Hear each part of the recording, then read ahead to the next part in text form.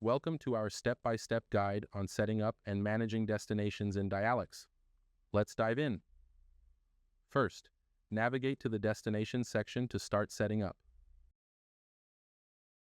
Click on Create. Fill in the required details, such as the destination name, phone number, or SIP address. Next, let's set up your destination. Click on the newly created destination to edit it. Here, you can configure various settings. First, select the time zone for accurate cap limit calculations and for configuring the schedule. Next, select the buyer for this destination. Note that the buyer will be able to manage and view the reports for this destination. Next, we must configure the forwarding section. A destination can either be a phone number or a SIP endpoint. Enter the details accordingly. You can ask the buyer to provide the forwarding number or the SIP endpoint. Ensure the phone number format is correct or the SIP endpoint is accurate.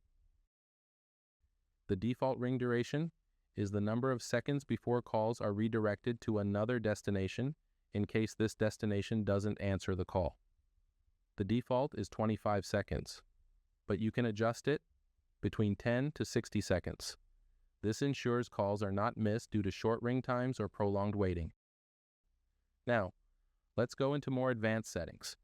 Here you can configure the business hours to control how your destination works at different times of the day and set cap limits. Business hours. Configure the business hours for your destination. This allows calls to be routed only during operational hours. Choose between simple or advanced scheduling modes for flexibility. Setting limits for incoming calls. Set limits on incoming calls to manage the load effectively. You can set global, monthly, daily, or hourly caps to ensure balanced distribution. Finally, configure the maximum number of simultaneous call connections. This prevents missed calls when all agents are busy. Set the limit based on your buyer's agent availability, and that's it.